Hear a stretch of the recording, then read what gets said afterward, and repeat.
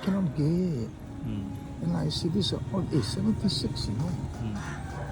76, I was only 20 years old. I was born in 56, this is 76. I not born also, boy. I My 77. friend not born. Imagine that. A glimpse of inside. So what we have really gone through in this part of Malacca, this Assumption Church, Malacca, 1976, this was Festas, Rosario, Asunta is Asunta is the dual or double celebration of this church. Okay. Now this was the bishop of Malacca Johor. Malacca Johor, okay, the late Bishop James Chan. Okay. So he gave his message. Alright, and then we had actually this family was a very supportive family, the Karajas from Singapore. So they actually met this priest for the sending, who I'll show you later. He made friends with them and they were very supportive. And the Karajas was basically involved in organizing the choir for Father Sending. So okay, Father Creed in 1978 was the parish priest of St. Peter's. Father T.F. Creed. I think Father was maybe a Canadian also. And then this is the priest. Father the late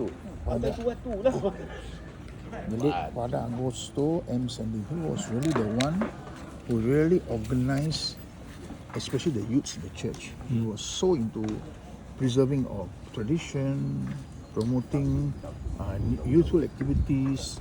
He reorganized the choir. He had special youth mass for Feast of the Assumption. He had multicultural performances. We had an organized program. I will show you the program as we go along. I mean, this is what we are talking of, what we can achieve in Thailand. It's just a matter of getting the people together. Okay? Okay, this was the organizing committee. You see? And the organizing committee came from all walks of life. We had people who were in government, people who were self-employed, people who were fishermen, and so many other subcommittees that had the local population involved. We had Chinese, we had even our Malay friends, we had our neighbors who were also Indians, Chinese, they all came together. Okay? And then this is an article written by the late Patrick Theseira called Links and Continuity. So he's talking about continuity of our culture and heritage. How the Portuguese came and brought their culture and heritage in terms of, especially the religion, so how it still goes on till today. Okay? And finally, another article by the secretary of the organizing committee then, Miss Mabel Di Mello. So also talking about, if you zoom, you can see how she says of the different ethnic groups coming together, helping out spontaneously, not even with invitation, because it was like for them a kampong affair. That's how it used to be. Okay? And then finally, I think you can have a look at the program proper. The program is so elaborate. Those days program was so elaborate. Okay, you see the program. I'm also so amazed at the program. Now, and it's not something so easy to achieve anymore. So, we had so much of, we had magic show. We had jumble sale. We had talent time for children. We had a lot of guest artists from all over to come and perform. There you are, look at the program. See, Festa di Signora da Signora, okay, of Assumption Church. Look at the program. So it's a food fair, talent time, variety show, children's fashion show, food and fun fair. We had water sports. We had grand opening by the bishop. We had sunset mass. Sunset mass is a mass on Saturday. We had cultural show, again talent time, and the pranyo, the local traditional folk dance. And then you see we also had breakfast for all those who came, or breakfast sale. And then fun fair again. We had magic show. Imagine, 3-day program. And I had the grand celebration of the two statues going out to sea. where you see, welcome to the statues of Our Lady of Rosary and Assumption. We brought them out into the sea for a sea procession. And then after that, followed by a high mass. Okay. And then it was, like I say, a very grand celebration. We had another procession around the church. See? And then we had the sound of music. Sound music is actually cultural entertainment, modern groups performing. So it's so fantastic. So this is actually what we really want to try to bring back into Prior Lane. Okay. Now this is another one. This one is the Feast of the Assumption, 1998. This was the last that we did it on a grand scale, where we had the decoration of the arches and we had a program. A program means we had some organized stage show, cultural performance, talent time and all that. So okay, a message from the parish priest of St. Peter's. And then I was the organizing chairman in 1999. In 1976, I was only a subcommittee member.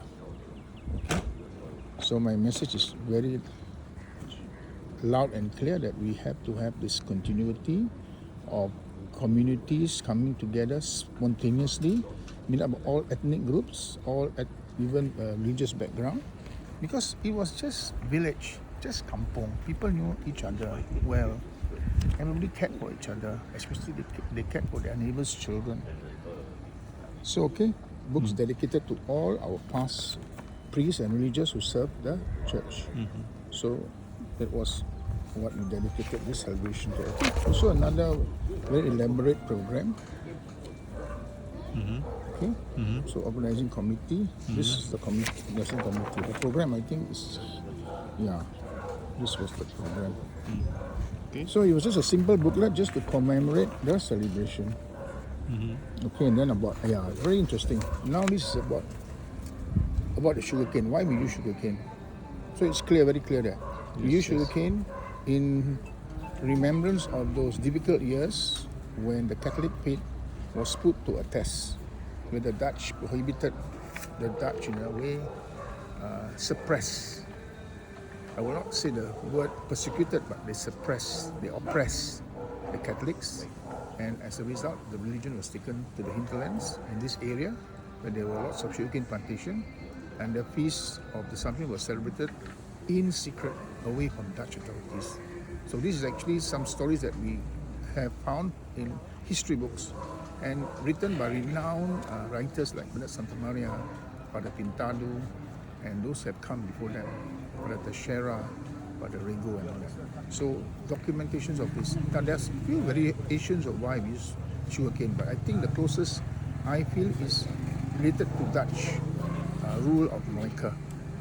But after the first maybe 20 or 30 years, then the Dutch became a bit more tolerant, and that's when they allowed the Catholics to celebrate their Assumption Feast in the open, in public.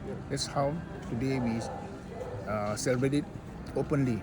And sugarcane is used to remind of those difficult years, especially for the succeeding generations. That is the whole idea.